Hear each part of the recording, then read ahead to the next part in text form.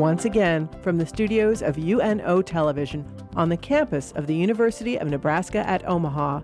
Consider this, a program of issues and information behind today's news.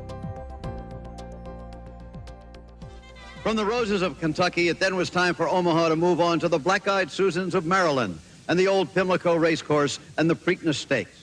If he could win this one, he would become the first son of a Preakness winner ever to win the Preakness, and be only one victory away from being the first son of a Triple Crown winner to win the Triple Crown. It took 3.5 minutes to line them up for the standing start this time. But when they finally moved off to a slow, cautious start, Willie Saunders kept his horse relaxed, well off the pace in 6th position, allowing an 84-to-1 shot named Brannan to take the lead. Only Firethorn and Nellie Flagg were expected to challenge Omaha. Brannan led until the top of the stretch, but then he faded like a black-eyed Susan in September. Omaha moved to the outside of the leaders and went to the front. Now Firethorn made his move, going quickly from 7th to 4th to 2nd, but it was too late. Omaha looked like a champion this time. No fading finish, just a strong 6-length victory to set the stage for the Triple Crown. The Belmont was to take place 4 weeks later. And so it did on a miserable day in June. The track was sloppy, the spectators were drenched, but the excitement was still there. What was now known as the Triple Crown was on the line. Again, Firethorn would prove the most trouble for Omaha, although Rosemont, who had passed up the Derby and the Preakness, was second choice in the betting. But Rosemont was forced wide on the first turn and never threatened. Omaha stayed on Firethorn's shoulder, and when Firethorn moved at the top of the stretch, so did he. They fought it out, but Omaha was clearly the best and had won the Triple Crown. Omaha ended his days as a pensioner at a farm near his namesake city. And when he died, he was buried at the Exarban racetrack in Omaha. Before that, he had gone to England to race, the only Triple Crown winner to do that. And he won several important races, although he lost the Ascot Gold Cup by a nose. He was a failure at stud, but he was the 3rd winner of the Triple Crown, and for that, he'll be remembered. Hi everyone, I'm Kathy Wyatt. Welcome to this week's edition of Consider This. Our topic, the Belmont Stakes. Joining us to talk more about it are Mike Patterson, a staff writer for the Omaha World-Herald. He loves and has covered horse racing for years. Next to him, Tim Schmad, currently the president of the Omaha Community Playhouse. Tim served as a spokesperson for Exarban. Welcome to the two of you. Thank you so much for being here. Thanks. Thank you. All right, Mike, how do you sum up the Belmont Stakes?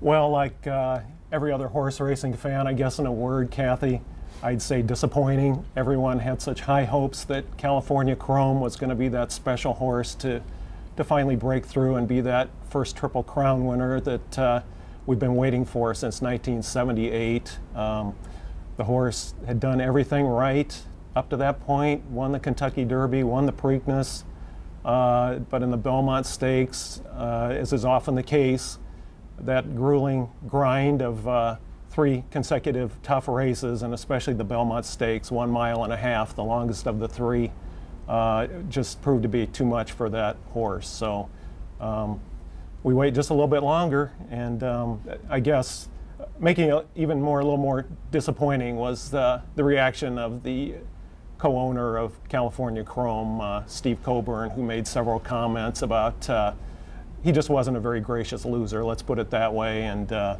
so I think that kind of put a negative spin on the whole California Chrome thing, which to that point was a great story of these 2 owners that kind of came out of nowhere and had this horse that wasn't regally bred or anything special, and just came up short in the Belmont.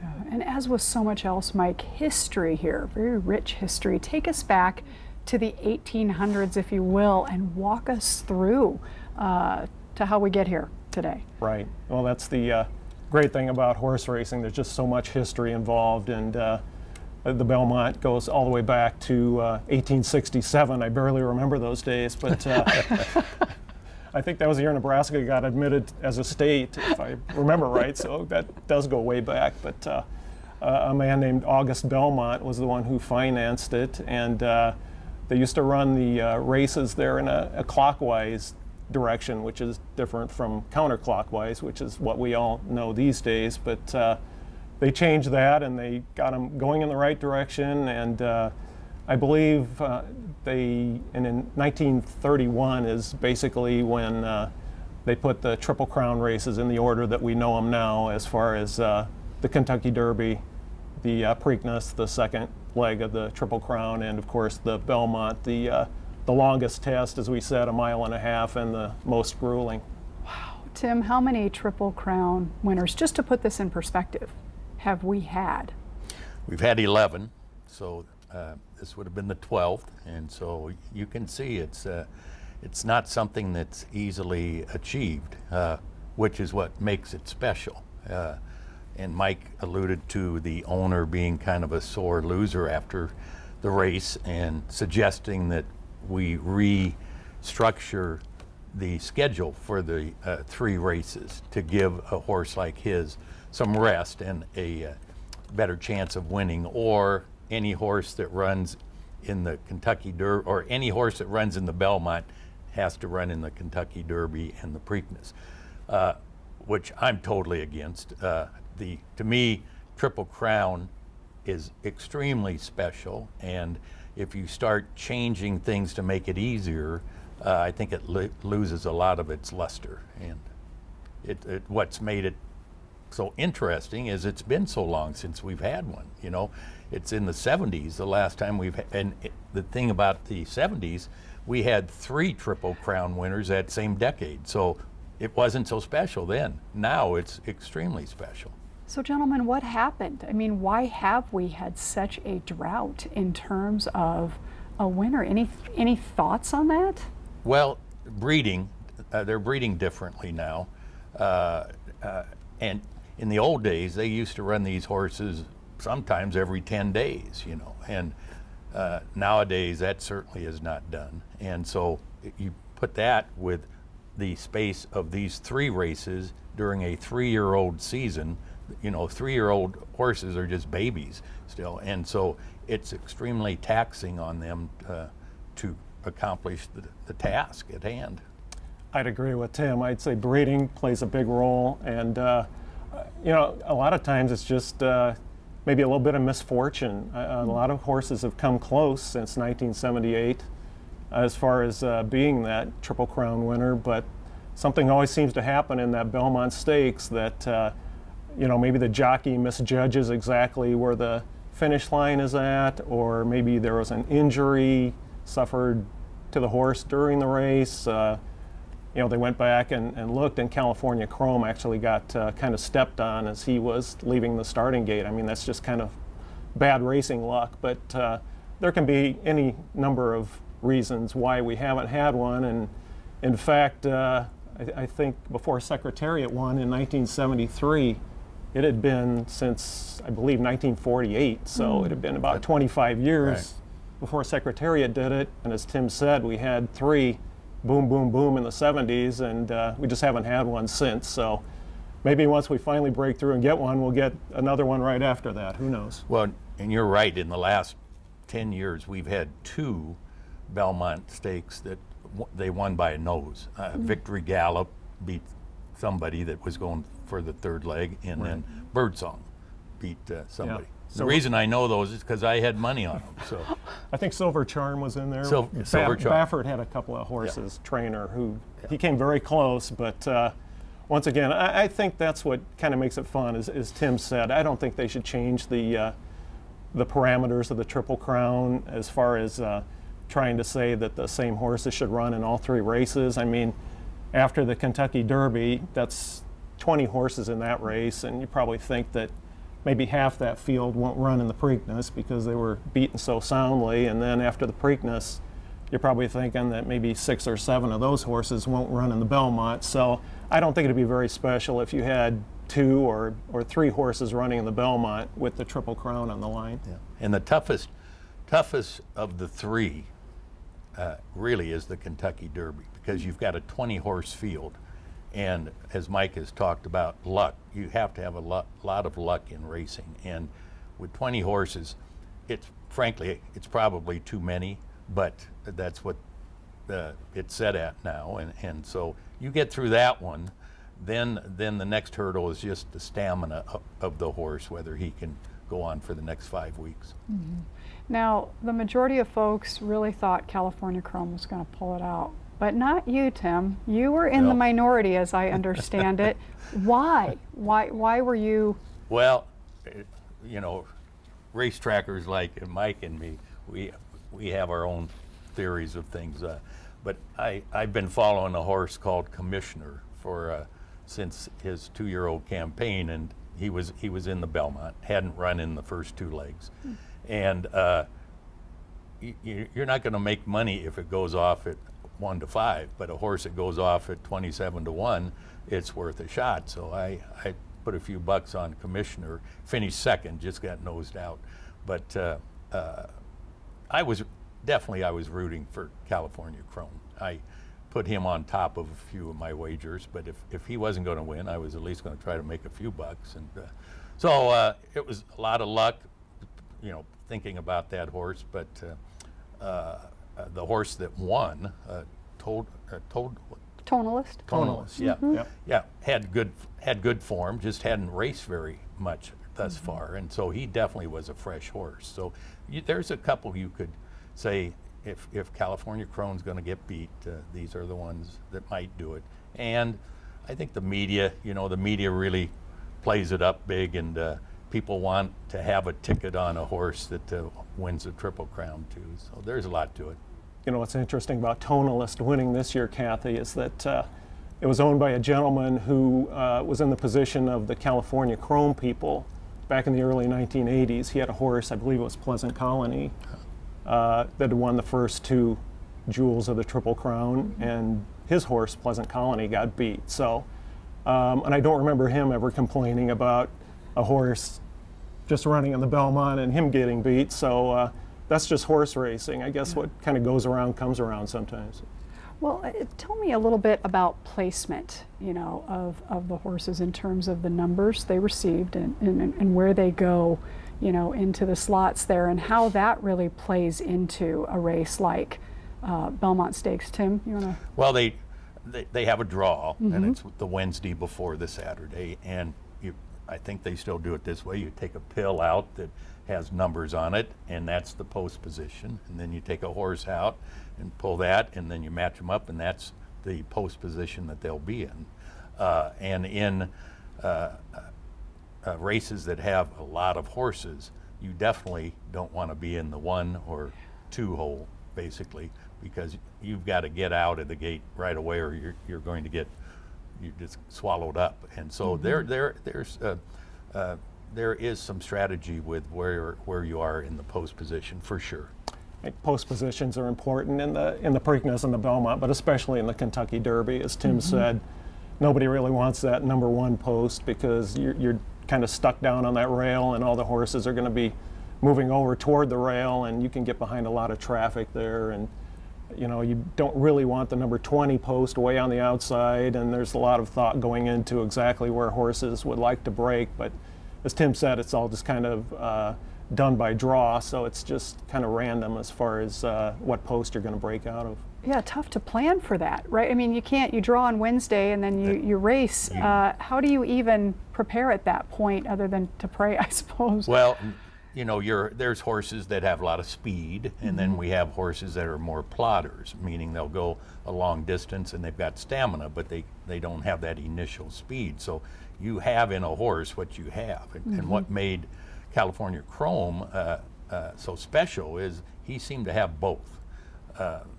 As it turned out, his stamina kind of let him down in the Belmont, and a lot of that has to do with what the owner was talking about, is too taxing on this horse. You know, only 3 races in 5 weeks is tough for the way they're bred nowadays. I think a lot of pressure's on the jockey too, the way the horses break out of the gate, and they've got to a lot of times adjust to, they might have a plan going into the race, but a lot of times that plan can go out the window in a hurry if things don't break just the way that they thought they might. So I don't think you can ever downplay the role of the jockey. He's not just a guy hanging on for dear life on the back of a racehorse. He's plotting strategy himself. Yeah, I And was thinking about that too with all the coverage that led up to that race, you know, especially California Chrome's jockey. I mean, all eyes Yeah. were, when they're on the horse, they're on the jockey as well, and that has to be a lot of pressure. The other thing, basically, during a race, the most a horse can run full speed is about 3 furlongs. Other than that, they're pacing themselves in that. But 3 furlongs is about it. So if they have to use some of their speed to get out of the gate, you've kind of lost some of their what they have when it's coming for home. And then speaking about the jockeys, you feel bad for the jockey of California Chrome, but this is racing, and there was another race after the Belmont Stakes. He probably had a horse in it. He probably got on a flight, headed back to California. He was probably in the first race on Sunday in California. So it's not just another race, but to them, it kind of is just another race. Although there's a lot more prestige involved and obviously more dollars involved. But I mean, they're racing virtually every day of the week. Well, that's an interesting point to bring up, is the life of the jockey, that was the focal point for that moment, but then moving on. So how many horses are they working with at any given time? Well, they'll ride 4 or 5 races a day. Oh, wow. Sometimes a jock will ride the card, but people forget how physically demanding it is to be a jockey too. These long races, a mile and a half, you know, they're on their haunches and their legs have to be extremely strong. They've got to keep their weight down because of the the weight requirements and being on a horse. I remember Lafitte Pincay, who's a very famous jockey, is quoted as saying during one trip from California to Chicago or wherever, to keep his weight down, he would put 1 peanut on the airplane in front of him, and that was his dinner. You know, so they have a tough grind. They can make good money though. They definitely. Right. And the top jockeys, they'll fly just into a racetrack and ride the feature race that day, and then they'll fly back to where they're based at. So when back in the Exarban days, Tim, remember the big races out there, the richest races, like the Cornhusker Handicap. It wasn't unusual for many of those top flight jockeys to fly in just for that race, and then after the race, they went back to California or wherever they were coming in from. Don't even think about that, really. I want to go back to these Triple Crown winners and Secretariat. I want to talk about that for a little bit. Historic race. Tim, we do have some video we want to show our viewers, but give us a little bit of a lead-in with that particular win for Secretariat. Well, with Secretariat, as Mike I think mentioned, it had been some 25 years since we had a Triple Crown back there. So it was pretty similar to the hype for what we saw this past week with the California Chrome. He was owned by a, for lack of a better term, a blue blood family in racing, very well known, called Big Red. It was his nickname. So, and he was, ESPN had their 100 top athletes that they did several years ago. They put Secretariat at number 35 as all-time greatest athletes, which caused a lot of sports fans to say, what is this? A horse is number 35. But that's how special Secretariat is for the racing industry. It bothered me that they didn't have him higher than 35. Oh. Because he was such a once-in-a-lifetime racehorse. And as we were talking earlier, I still get goosebumps when I watch his performance in the Belmont Stakes. It was just unbelievable. And I think that Secretariat, correct me if I'm wrong, Tim, but I believe that every quarter of that race got faster with Secretariat. And that's just unheard of for a racehorse to be running faster at the end of a long race than he was right out of the gate. I mean, that just doesn't happen. But with Secretariat, AKA Big Red, it did. And he still has the record for all 3 Triple Crown races as far as time. Yeah. And think how many years ago that was. So yeah, and after very watching special. this, I can see where you would get goosebumps, Mike, because this is unbelievable. As this horse rounds the turn here, I'm just I was watching it in amazement. It had been a long time. Just look at that gap between Secretariat turning for home and those other horses. And the Chick Hearn, I think was the name of the public address announcer, said that Secretariat was moving like a tremendous machine, and he sure is. I mean, he's even still pulling away there. He's going to win by 25 or 30 lengths, and in horse racing, that's just unbelievable. Now, not to take away from the performance, but notice how many horses are in that race, too. There's, I think, only 6 horses in the race. I think at that point, They had given up. those owners had seen that, whoa, we can't beat this horse no matter what, and so there weren't a whole lot of horses that were willing to test him one more time. But there could have been 6 horses, or there could have been 20 more horses in there, and I think the result probably would have been about the same. Wow. All right, final thought before we leave the Belmont Stakes, and that is a horse named Omaha. Mike, tell us a little bit about this horse. We showed a video at the top of the program, but tell us a little bit about it. Right. Well, I think every Nebraskan probably should have a soft spot in their heart for Omaha, the 1935 Triple Crown winner. It's great that a horse named after our fair city turned out to be such a great racehorse. He was owned by a rich New York banker, Mr. Woodward, and he won the Kentucky Derby, won the Preakness, and interestingly, as I had gone back and done some research on Omaha, he ran a race in between the Preakness and the Belmont, and he finished second. But he won the Belmont Stakes a week or two after that, so yes, he is a Triple Crown winner. But I mean, Wow. back in those days, they didn't quite have the regimented Derby, Preakness, Belmont Stakes, and it's those 3 races in a row that we have now. So I thought it was interesting that he had lost one in between, and he wasn't even named the Horse of the Year that year. He won the Triple Crown, and it's unbelievable to think that, but he won lost a few races after that. So some other horse got named Horse of the Year. But to move on from Omaha, the Porter family of Nebraska City requested that after Omaha retired, that maybe he could stand at their farm in Nebraska City, and Mr. Woodward agreed, and so Omaha was down on the farm there in Nebraska City, and they would bring him to Exarban, just kind of show him off maybe once a year during the races there.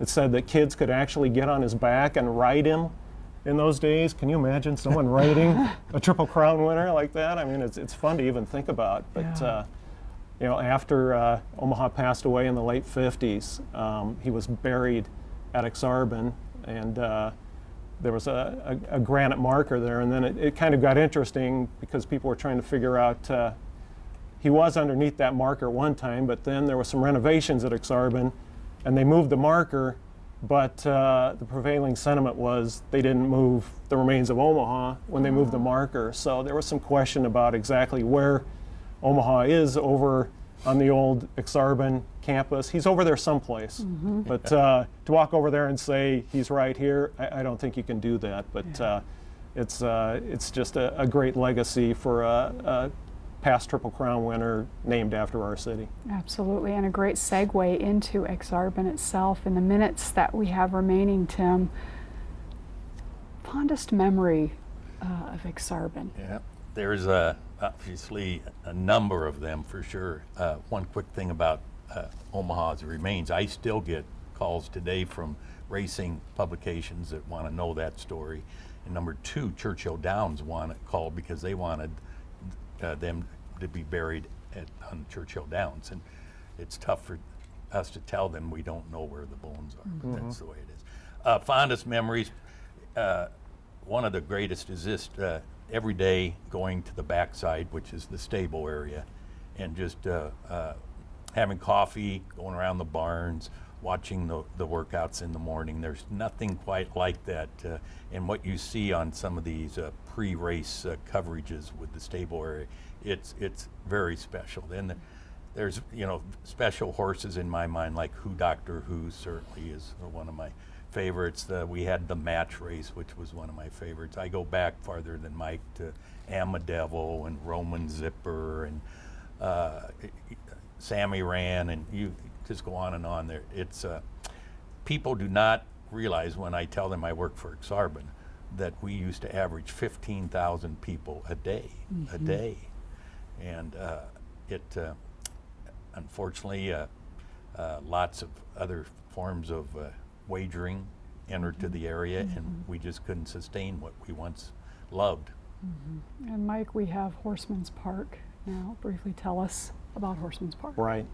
Well, it's not Ak-Sar-Ben, but it's what we have in Omaha, and I think Greg Hoshin is the general manager out there, and his crew do a great job. They put on a live meet once a year.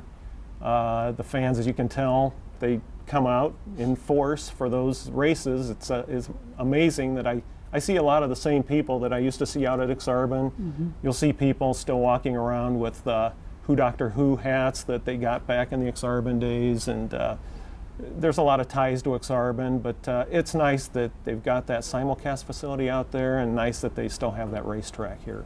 Wow. Mike, you've been covering horses for years. In about a minute, can you give us a recap of your favorite story? Boy, I'm like Tim. I've got so many from the old Ak-Sar-Ben days. It was just fun having the opportunity as a fan, and then later on as employee of the World Herald, and covering those races, and a lot of great races, and trainers and jockeys. And I think back to one year when the big race, the richest race of the year, the Cornhusker Handicap, was being run out there. And a man named Jack Vanberg, who horse racing fans here in Nebraska will recognize that name instantly. He's a Columbus native, and he's a famous trainer, member of the National Hall of Fame. He had a horse in that big race this one year, and I was out at the racetrack, and I was kind of walking around looking for him because I wanted to talk to him to see what he had to say about the big race coming up. And I couldn't find him. I finally found him in this one kind of backwater area of the facility, and he was playing this crane game that kids usually play, and he was getting these stuffed animals and giving them to these little kids, and that's how he was spending his time before the race. So, but just a lot of colorful characters out there like that. All right, well, to close out, we do want to put up a graphic so that folks can find out more information about Horseman's Park if they so choose. It is horsemens, PARK.com. Gentlemen, this has gone very quickly. Thank you so much for sharing your stories and your wisdom and time and all of that. This has been great. Thank you. Thank you. Thanks, Kathy. Thank you. Thank you all for watching. We'll see you next week.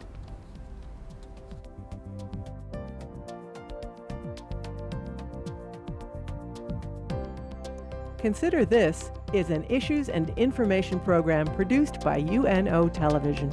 More information can be found at unotv.unomaha.edu.